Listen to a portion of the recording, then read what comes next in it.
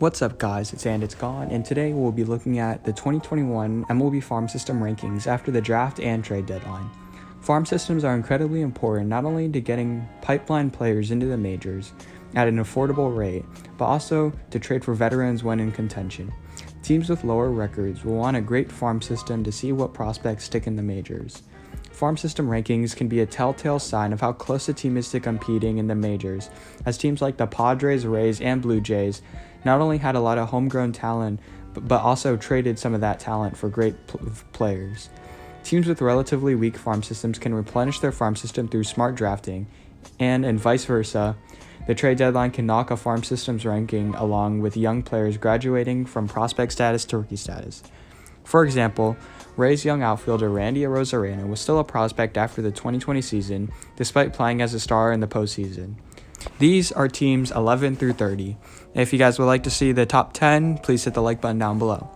Before we get on to the video, could you guys please hit the subscribe button? Currently, only 3% of people who watch my videos are subscribed, so if y'all do, not only would it help me grow my channel, but I would also very much appreciate it. And without further ado, let's get on to the video.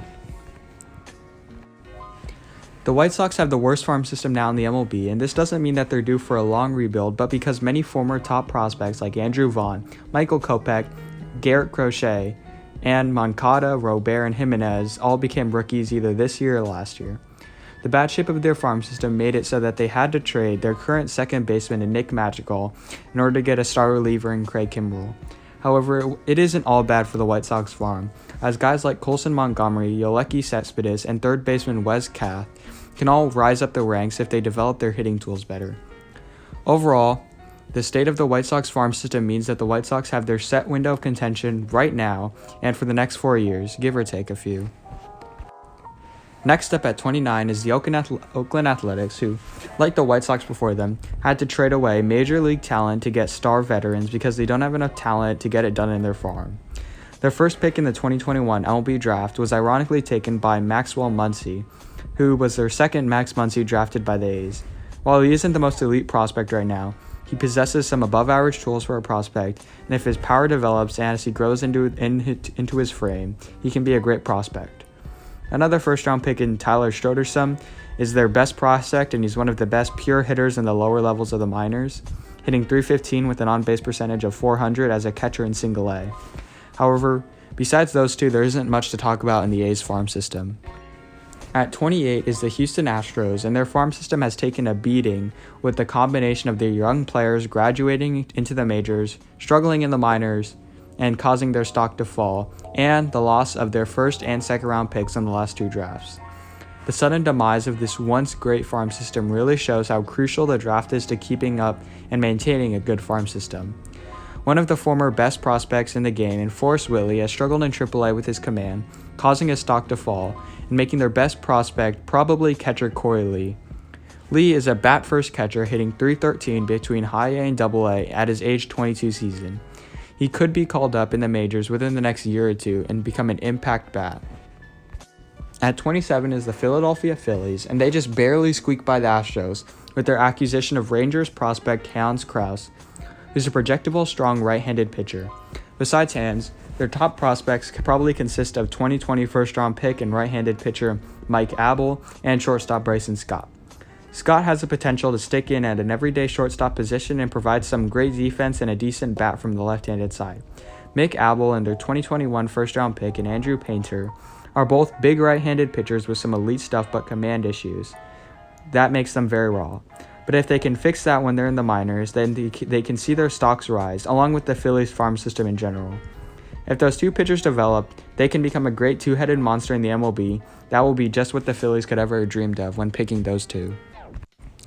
In my trade deadline video, I said that the Rockies were due for a long rebuild, and their farm system is a great reason why.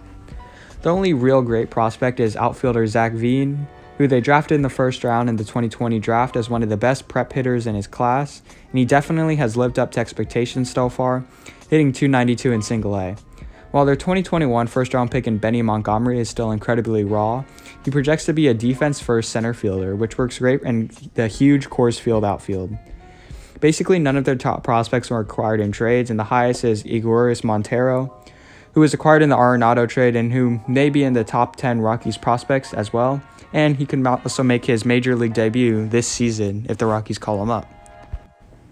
The Brewers come in at 25, and they're able to keep their ranking the same, even with acquiring an all-star and a great relief pitcher through smart trades. Like the Rockies, they have one good prospect in Garrett Mitchell, who's hitting .295 across high A and double A, and has the potential to be a 5-tool outfielder from the left-handed side. He has an advanced approach at the plate and could make the majors in a year or two, despite only being drafted in 2020. The rest of their farm system consists of some young, talented position players with a lot to prove, and some pitchers such as Ethan Small would probably be on the major league roster already if it weren't for an already stacked Brewers rotation. Up next at 24 is the Los Angeles Angels, and their top prospect is Brandon Marsh, who draws some similarities to Angels' young phenom and former top prospect in Joe Adell as a 5-tool corner outfielder, except Marsh has a little bit less power. However, he is still a great bat and has some sneaky pop from the left-handed side and could make the majors very soon. In fact, he already has made the majors. Shortstop Kyrie Paris is a player to watch on the Angels, as he is a steal in the second round and is crushing it at single A, hitting .297 with an on-base percentage above .420, and also has 9 extra base hits, including 10 steals. He could be your power speed guy at the top of the lineup. At 23, we have the biggest faller in the Los Angeles Dodgers. In order to acquire Trey Turner and Max Scherzer, they had to give up their 2 best prospects in Josiah Gray and Keibert Ruiz. As expected, when you give up your 2 best prospects, your farm system takes a hit and leaves their best prospect to be Michael Busch, who could make the majors very soon due to his advanced bat for his age. Keep an eye on Ryan Pepiot, who has dominated Double-A so far, posting some video game numbers with a 1.77 ERA and 63 strikeouts in 45 innings, and should see his stock rise. In the 2021 MLB draft, the Dodgers selected Maddox Bruins with the number 29th pick, who's an extremely raw lefty but talented, as he has a 97-mile-an-hour fastball and a hard-biting slider, and he has the upside of Chris Sale.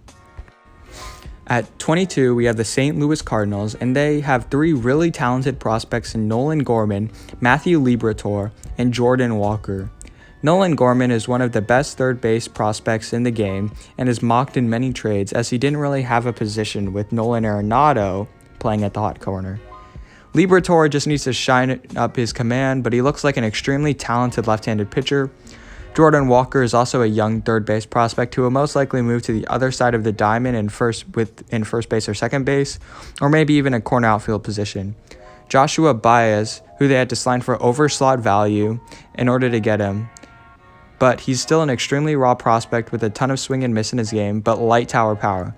If this guy develops, he can be one of the best power hitting players this game has to offer. Now we have one of the biggest risers on this list in the Washington Nationals, who come up from worst in the league to the 21st best farm system.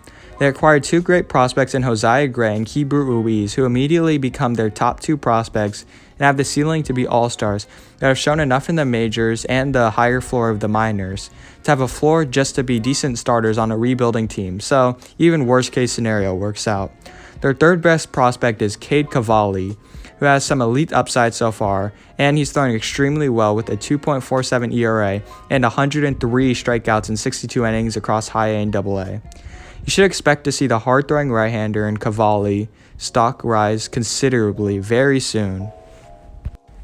At 20, we have the Boston Red Sox, and they have a pretty top-heavy farm system, especially with their newest top prospect and shortstop Marcio Meyer, who may be the best prospect in his class, and he has a great bat speed for his age. He should stick in at shortstop, but could move to second base long-term if need be. First baseman Tristan Casas was busy mashing for Team USA, and his power is a huge tool for him, and he should also see his stock rise as we near to the end of the year. They are an extremely balanced farm, as the majority were through the draft, though some of them were through trades such as Jeter Downs, and some were from international signing. Right-handed pitcher Tanner Howick could make the majors this year and be a great right-handed relief pitcher with some electric stuff. At 19, we have the Kansas City Royals, and they can easily move up the rankings depending on the prospects received for Danny Duffy, but currently they sit at 19. The The Royals have an extremely top-loaded farm system with star prospects on the horizon and top picks Bobby Witt Jr. and Asa Lacy, along with Daniel Lynch, but the talent drops off considerably after that. The Royals reached for left-hander Frank Mozzicato with the 7th overall pick, but used the money to sign right-handed pitcher Ben Kurdna in the 2nd round to an overslot value. Keep an eye on Nick Prado, the 22-year-old who has reworked his swing and is raking with a .288 batting average and 15 home runs in Double-A. The coronavirus pandemic and the loss of a minor league season might be the best thing to happen to Nick. The Detroit Tigers, like many other teams, stayed relatively quiet at the trade deadline and had no impact prospects coming in or out of their farm system. Like the Royals, the Tigers' farm system is littered with superstar potential at the top of their farm system, but it's the depth is what's lacking. The farm system is headlined by Spencer Torkelson, who looks like he could be a star at first base or third base and draws MLB comps to Paul Goldschmidt. And they also have outfielder Riley Green, who can be an everyday outfielder at any position and should play well in Comerica Park's huge outfield. They are able to draft and sign 2 quality pitchers in the draft, in Ty Madden and Jackson Joe. Each of them has the potential to be front of the rotation starters, and Joe might have the highest upside of any pitcher in his entire class as a high schooler. At 17, we have the Texas Rangers, and while they did acquire a lot of young talent from the Joey Gallo trade, many of the prospects are still unproven and thus not that highly ranked. They also had a pretty decent prospect in Hans Kraus for Spencer Howard, who has more potential as a pitcher, but has already graduated into rookie eligibility and doesn't make the cut for this list.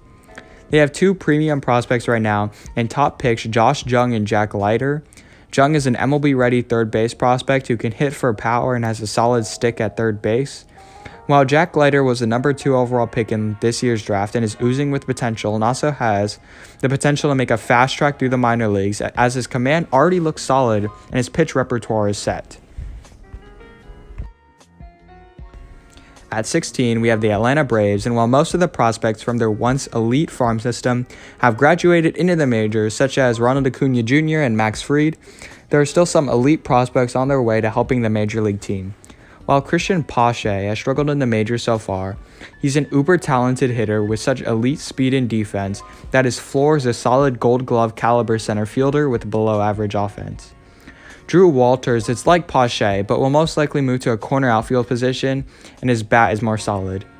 2019 first-round pick Shay Langeliers is playing well at Double-A, hitting 14 home runs and throwing out more than half of potential base stealers. With a 25th overall pick, the Braves selected Ryan Cusick, who's a 6'6" right-hander out of college, who may not be as polished as many other college pitchers, but he definitely has more potential with his pitches. From now on, all of these farm systems are better than average, and we start with the Cleveland Indians at 15. They don't have one standout prospect as being one with superstar talent, but they do have amazing depth. Their top prospect is third baseman Nolan Jones and shortstop Tyler Freeman, and who are both solid fielders and have the potential to be 5-star players, especially Freeman, who could play at the top of the Indians lineup for years. The Indians selected Gavin Williams with their first pick, and he posted some great numbers at college with a 10-1 record and a 1.88 ERA, plus 130 strikeouts and 81 in a third innings. He boosted his stock this year after playing as a reliever for his first 2 seasons in East Carolina. Cleveland's minor league development squad is one of the best at developing unproven talent, and I hope they can do the same with Gavin Williams. At 14, we have the Chicago Cubs, and they acquired some great talent at the deadline, headlined by outfielder Pete Crow Armstrong, who immediately becomes one of the best prospects in their farm system. Crow Armstrong has a strong, compact swing and should play one of the corner outfield positions in the future. Outfielder Brennan Davis is currently their best prospect, and he has some immense power in which he has showed that by hitting 2 home runs in the All-Star Futures game, along with taking home MVP. In the 2021 MLB Draft, the Cubs selected Jordan Wicks, who's a polished left-handed pitcher who has a refined 4-pitch mix and could be one of the first players in his class to reach the majors. At 13, we have the Cincinnati Reds, and they have an extremely underrated farm system, headlined by 2 elite pitching prospects in Hunter Green and Nick Lodolo, who were ranked as 1A and 1B. They had 4 of the first 51 picks in this year's draft, and they did well, selecting shortstop Matt McClain, outfielder Jay Allen, catcher Matthew Nelson, and Andrew Abbott. Matt McClain is regarded as the top college middle infielder, and the other players are great too. Nick Lodolo is on the verge of making the majors. The 2019 first-round pick has posted some video game numbers with a .84 ERA and a 46-6 strikeout-to-walk ratio in 32 innings in AA. He was already regarded as one of the most MLB-ready prospects before in the draft 2 years ago and should be called up within the next year. At 12, we have the New York Yankees, and here's some huge props to the Yankees development team and the front office, as they still keep an extremely good ranking and acquired multiple All-Stars at the trade deadline. The Yankees farm system starts and ends with Jason Dominguez, who may have the most upside of any player in the pipeline in general. Deivi Garcia, Clark Schmidt, and Luis Gil are all MLB-ready pitchers who could settle in nicely as mid-rotation starters. They have a pair of great shortstop prospects in Oswald Peraza and Anthony Volpe. You should expect one of them to be traded later, as they already have a generational talent at second base in Gleyber Torres. With their first pick in the 2021 MLB draft, they puzzled a lot of teams and fans alike by drafting Trey Sweeney, who has a high floor as he played in college, but might not have as high of a potential as many players that were still left on the board. Last for this video, at number 11, we have the Minnesota Twins, who make a huge jump after acquiring some elite prospects like Simeon Woods-Richardson, Austin Martin, and Nick Bitsko in their retooling of trading Jose Brios and Nelson Cruz. Austin Martin immediately slots in as their number one player in their farm system, as he's a polished shortstop with a compact swing that generates easy power and can also move to third base or second if need be. Woods, Richardson, and Bitsko can already slot in as mid to upper tier starters very soon. They already have one of the top prospects already in shortstop Royce Lewis, who has a lot of similarities to Martin as they both play shortstop and have a short compact swing. However, Royce is a better athlete than Martin and has a better chance of sticking it at shortstop. With the 26th overall pick, the Twins selected Chase Petty, who has a wipeout slider and a 102-mile-an-hour fastball, but also has some reliever risk. But even with that, he has one of the highest upsides in his entire draft class. Thank you guys so much for watching. Remember, if you enjoyed, please like, share, and subscribe, and comment down below new video ideas.